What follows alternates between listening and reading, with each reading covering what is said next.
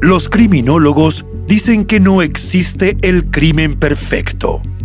Lo que existe es el crimen mal investigado. Siempre, en cualquier investigación, aparece una pista clave que lleva hacia el asesino. Encontrémosla juntos, repasando este caso abierto. Hola a todos, mi nombre es León, y en cada video repasaremos todos los detalles de los más terribles casos criminales. Antes de empezar, no te olvides de suscribirte y dejar tu me gusta para que pueda seguir trayéndote el mejor contenido de investigación. Recuerda también activar la campanita, ya que estaré subiendo videos 3 veces a la semana. Empecemos. El caso de María de Jesús Jaimes Zamudio.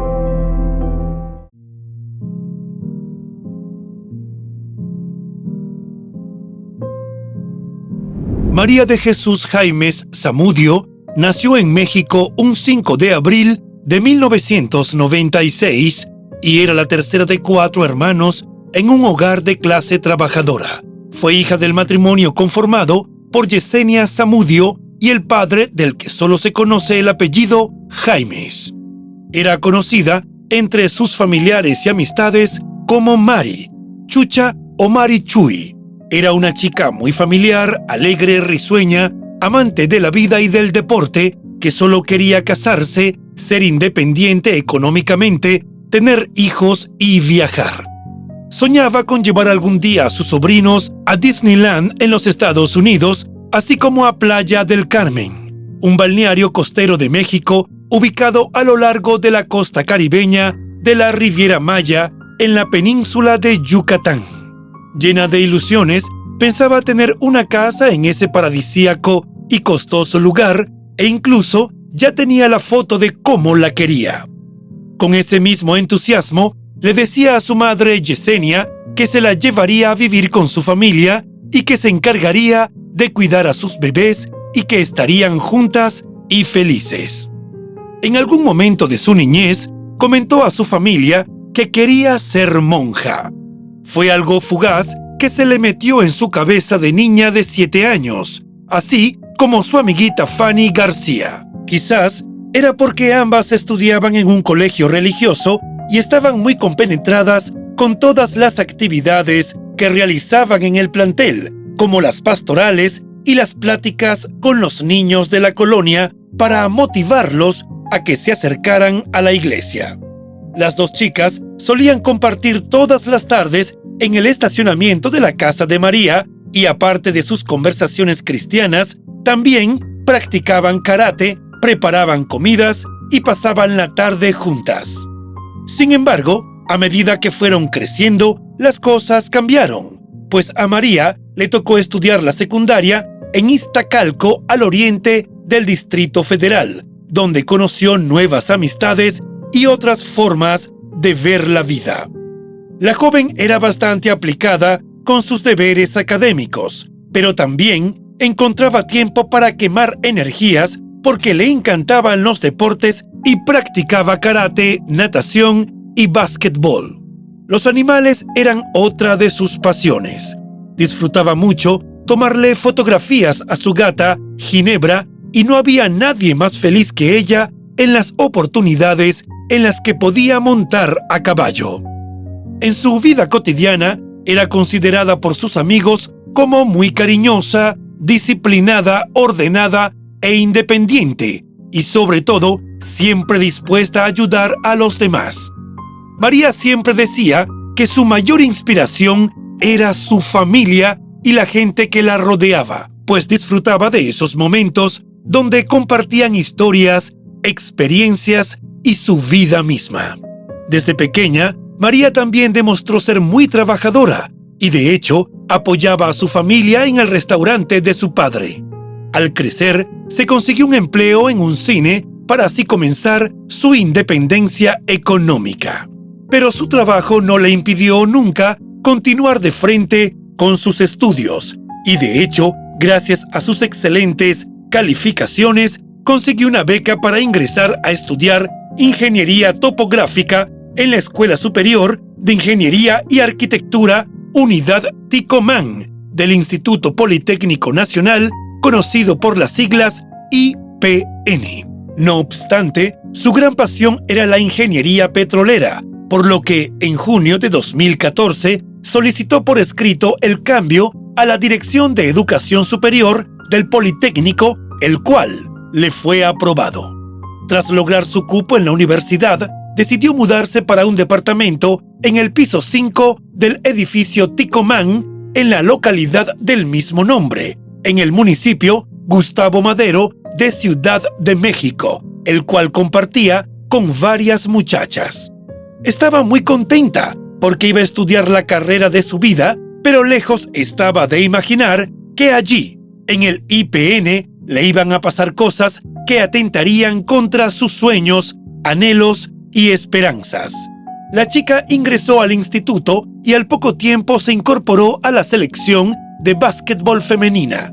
Todo iba marchando de acuerdo con los planes, pero su belleza y sus atributos en general lograron que las bajas pasiones, así como la envidia y los celos de varios de los que la rodeaban, comenzaran a florecer. Hubo varios chicos de ambos sexos que se dieron la tarea de hacerle la vida imposible. Las mujeres trataban de minimizarla y hacerla sentir mal, mandándole mensajes de texto insultantes. Los hombres la molestaban de otra manera, mucho más atroz. Varios de sus compañeros, como uno llamado Mario Monterrubio, e incluso uno de sus profesores, de nombre Julio Iván Ruiz Guerrero, comenzaron a asediarla con intenciones de tener algo con ella. Ella le contaba todo a su madre, quien siempre le aconsejaba para que lograra sortear el hostigamiento.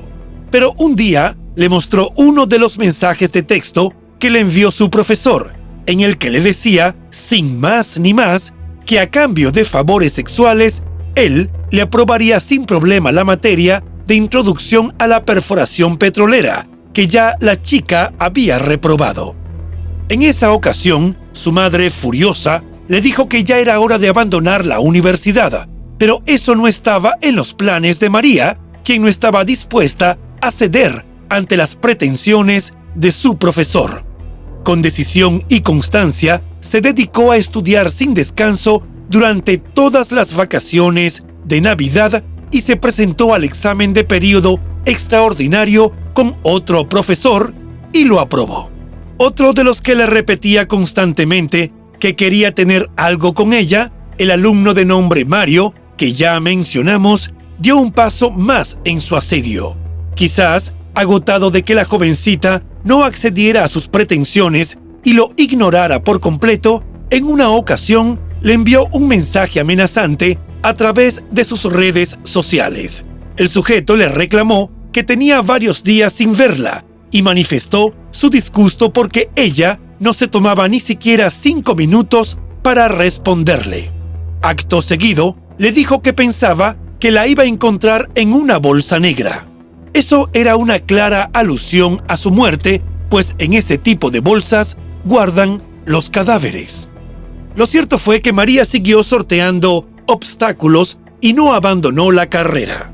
El 15 de enero del año 2016, la chica le dijo por teléfono a su madre que iría a comer algo con unos amigos del Politécnico. Cuando llegó al sitio acordado, de nombre Chili's, estaban 2 de sus amigas, pero en el mismo grupo se encontraban también los chicos que la acosaban e incluso el profesor Julio Iván. Aunque por un momento pensó en dar media vuelta y marcharse, luego decidió quedarse y pasar un rato, quizás con la ilusión de que a partir de entonces las cosas cambiarían. Lejos estaba de imaginarse que varios en el grupo tenían otros planes. A eso de las 8 de la noche, María compartió unas cervezas con el grupo y luego decidieron irse para un karaoke. Ella le escribió a su madre y le informó que irían a un sitio a cantar y luego llamaría un taxi para ir a su casa. Rato después, cuando la chica anunció que pediría un taxi, todos insistieron en que ellos la llevarían en la camioneta del profesor y que el conductor sería uno de los estudiantes de nombre Gabriel Eduardo Galván Figueroa. Ella accedió, quizás porque en la parte trasera del vehículo había otras 2 alumnas y pensó que podía confiar. En el camino, aparentemente, habrían intentado propasarse con ella, por lo cual hubo un forcejeo y la chica se bajó de la camioneta, pero el profesor la tomó a la fuerza y le dijo que ellos la llevarían porque no querían que le pasara nada malo. De allí en adelante, las versiones de todos los que andaban con la chica fueron confusas. Yesenia recibió una llamada telefónica anónima en la madrugada en la que le anunciaron que su hija había tenido un accidente. Tan solo le dijeron que se había caído y que iba camino al hospital. Los padres de María se fueron para el hospital de Ticomán ansiosos por saber qué era lo que le había pasado a su hija, y allí tuvieron el primer tropiezo, pues no la habían trasladado para ese lugar. 3 horas después, tras ir de un sitio a otro, la localizaron en el hospital de Balbuena. La encontraron intubada y en estado de coma. Como no tenía documentos de identidad y nadie la había acompañado al hospital, ingresó como no identificada. Los médicos les dijeron que lo poco que sabían se los dijo el personal de la ambulancia que la trasladó, luego de recibir una llamada de auxilio de los vecinos. Según ese relato, María se había caído desde un 5º piso. En cuanto a su estado de salud, les informaron que presentaba fractura del cráneo, la cadera y las piernas. Fue entonces cuando los esposos Jaimes Zamudio pensaron que el supuesto accidente de su hija debió ocurrir en el edificio donde vivía, puesto que el apartamento quedaba exactamente en el 5º piso. Pero no había nadie a quien pudieran preguntarle, porque ninguna de sus compañeras de casa la había acompañado, a pesar del grave estado de la muchacha de apenas 19 años. Durante esa misma madrugada, alrededor de las 5, en el edificio donde residía María, se presentaron varios agentes de la Secretaría de Seguridad Ciudadana. Entrevistaron a algunas personas presentes en el lugar y luego ingresaron al departamento del estudiante para ver desde dónde había caído. Aparentemente, no le dieron mayor importancia a lo ocurrido porque se retiraron del lugar, sin tomar la precaución de asegurar el apartamento, es decir, cerrarlo y prohibir la entrada de cualquier persona ajena a la investigación, a fin de que no se contaminara la escena.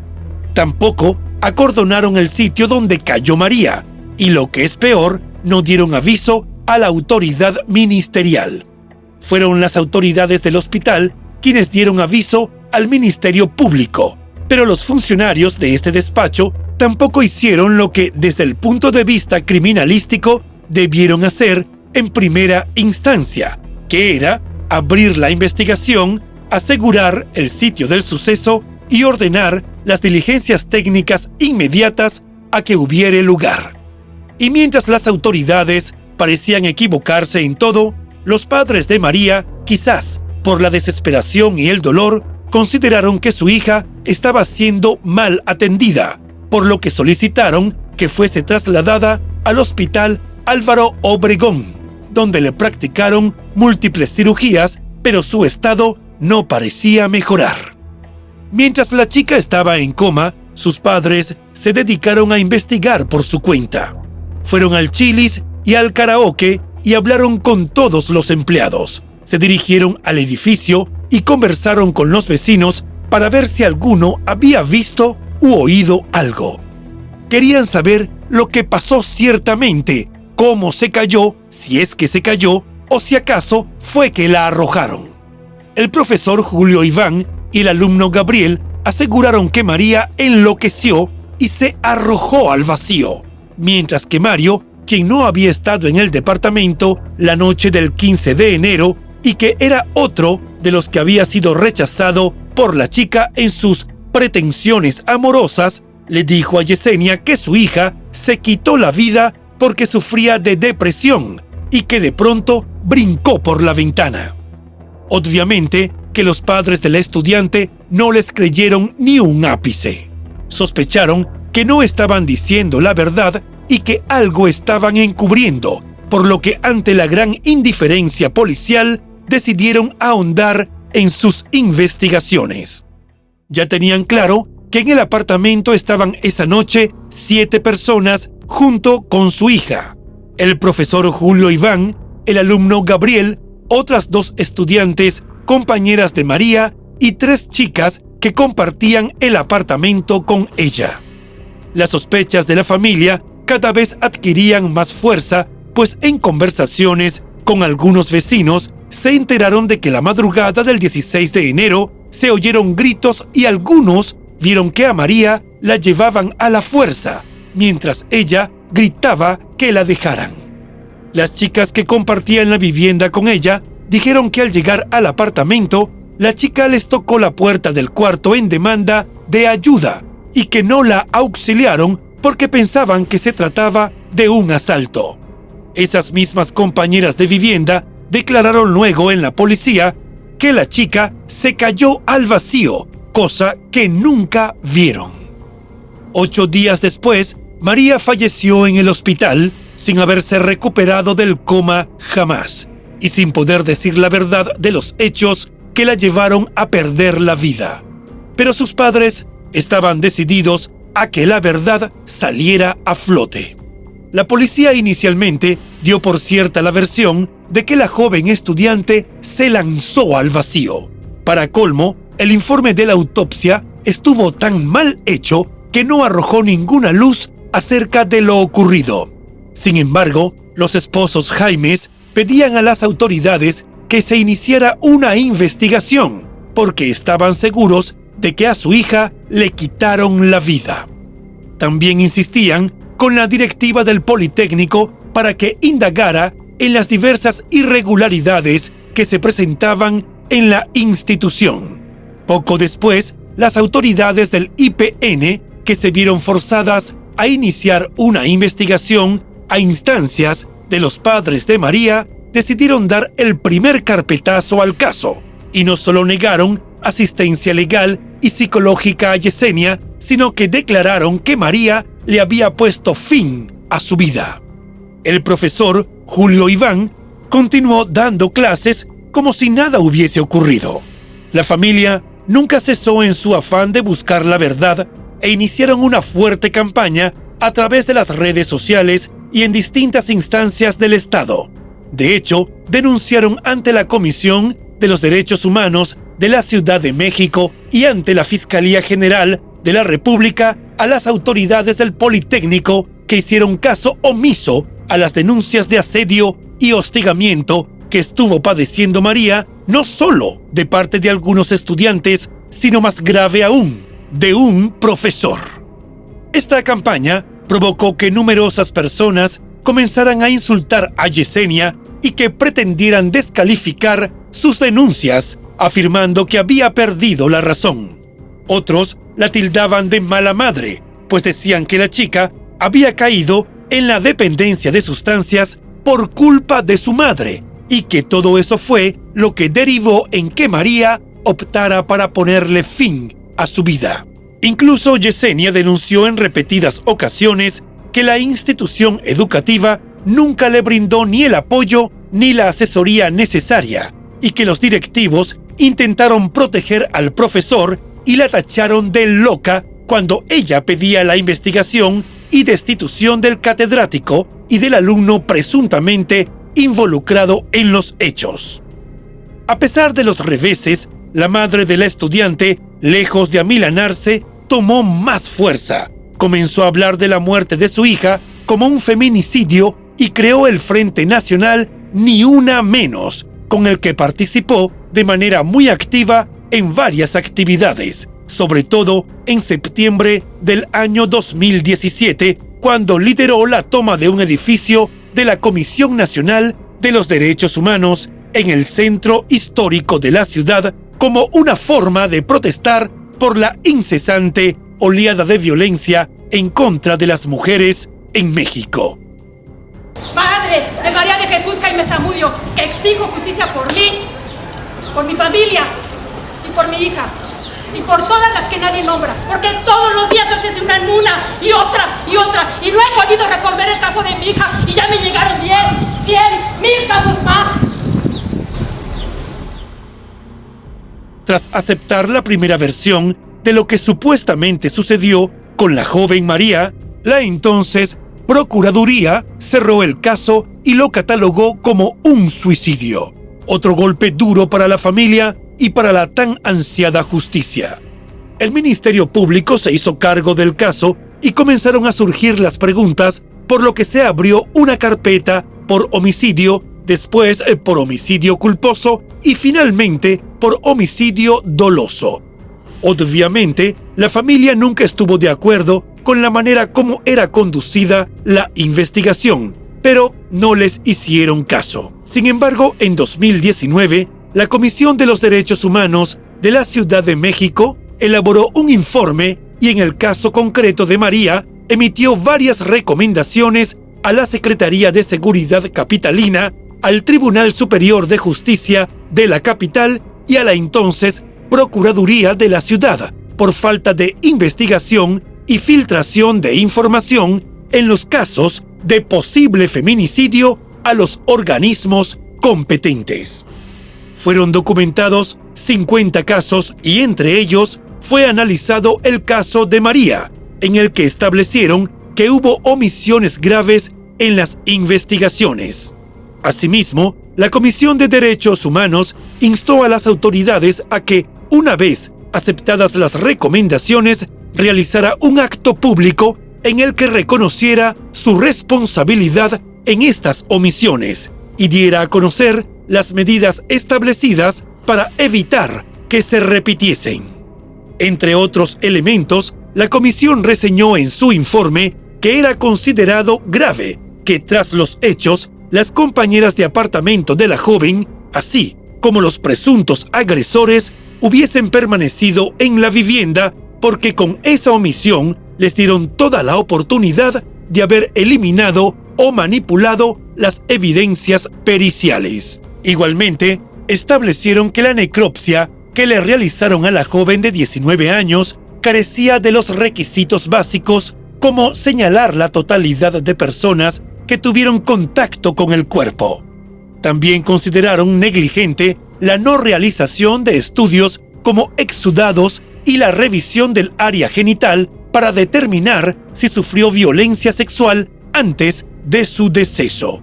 Es decir, según el informe, los peritos hicieron una necropsia a ciegas que no aportó elementos relevantes para la investigación. En 2020, la familia logró que la Procuraduría General de Justicia de la Ciudad de México reclasificara la muerte como feminicidio, lo cual constituía un avance importante y un giro rotundo en las investigaciones. La nueva investigación obtuvo las declaraciones que señalaban al profesor de asediar a la joven, y otros testimonios citados por la Fiscalía detallaron que Julio, Iván y Gabriel le suministraron sustancias ilícitas contra su voluntad e intentaron abusar sexualmente de ella, pero la joven se resistió, por lo que la arrojaron desde la ventana. La esperanza renació en el seno de la familia y manifestaron su fe en el hecho de que a partir de entonces la investigación iba a ser dirigida por personas expertas. Igualmente, expresaron su anhelo de que a partir de ese momento las autoridades de la capital realizaran unos peritajes que hacían falta para que la investigación pasara a un juez de control y éste pudiera emitir las órdenes de detención contra 5 personas posiblemente involucradas.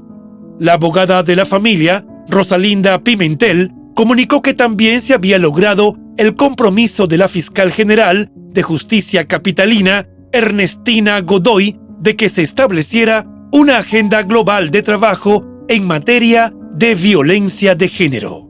En septiembre de 2021, un juez de control del Tribunal Superior de Justicia de la Ciudad de México concedió órdenes de aprehensión en contra de 2 de los presuntos agresores, luego de que el Ministerio Público capitalino aportara pruebas suficientes para sustentar la posible autoría de los hechos delictivos por ambas personas. Igualmente, la Fiscalía de la Ciudad también solicitó a la Fiscalía General de la República que tramitara ante la Interpol una ficha roja para su búsqueda y captura en más de 140 países en el extranjero.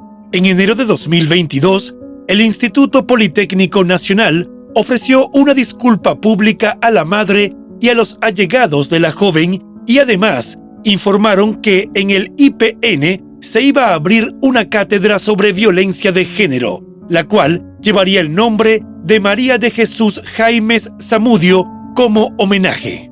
Su madre, Yesenia, aceptó las disculpas, pero aseguró que faltaba mucho por hacer. En julio de 2022, la Fiscalía General de Justicia de la Ciudad de México ofreció una generosa recompensa para la o las personas que proporcionaran información que llevara a la ubicación y captura del profesor Julio Iván Ruiz Guerrero y del estudiante Gabriel Eduardo Galván Figueroa, ambos imputados con cargos específicos de feminicidio.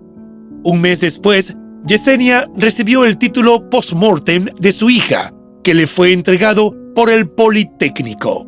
De acuerdo con la Comisión Nacional de los Derechos Humanos, dicho título le fue entregado como parte de la reparación del daño. Durante la ceremonia, Yesenia exigió a las autoridades de la institución educativa garantizar la seguridad para que ninguna otra estudiante viviera hechos lamentables y dolorosos como los que ocurrieron a su hija. También les pidió colaborar para seguir buscando a los presuntos responsables de su fallecimiento. A más de 8 años de la agresión que puso fin a la vida de María, finalmente a comienzos de octubre de 2023 fue capturado uno de los presuntos implicados en el crimen. Se trata del estudiante Gabriel Eduardo, quien fue arrestado en Ciudad del Carmen, en el estado de Campeche, una ciudad colonial conocida como la Ciudad del Petróleo, ubicada al sureste de México. De inmediato fue trasladado al reclusorio preventivo varonil Oriente en la Ciudad de México. Su madre insistió en que todavía faltaba por poner tras las rejas al profesor Julio Iván, que también estuvo presuntamente implicado en los hechos. Como se recordará, la Fiscalía había ofrecido desde julio de 2022 una recompensa de 500,000 pesos, equivalentes a unos $28,000, tanto por Julio Iván como por Gabriel. Sin embargo, no se especificó si la detención de Gabriel se debió a dicha recompensa. Aunque han pasado tantos años desde su desaparición física, quienes conocieron a María guardan hermosos recuerdos de ella. Su amiga de la infancia, Fanny, la definió como una chica muy bondadosa a la que le gustaba mucho leer y que no toleraba a las personas egoístas, mientras que Michelle Rendón, un compañero de trabajo, señaló que era muy sincera y empática y que tenía una luz enorme, la cual transmitía a todos sus amigos y hacía que la pasaran muy bien. Su madre, Yesenia, refirió que su hija vivía rodeada de amor y que era imposible no amarla.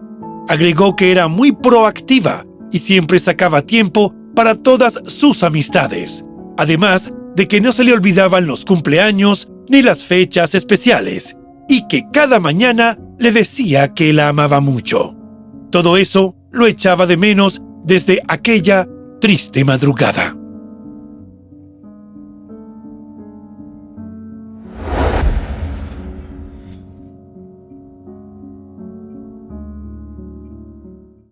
Y bueno, hasta aquí el caso de hoy. Como siempre, agradezco tu apoyo a mi trabajo. Si te suscribes, das un me gusta y compartes este video, me ayudarás a seguir creando contenido. Hasta pronto.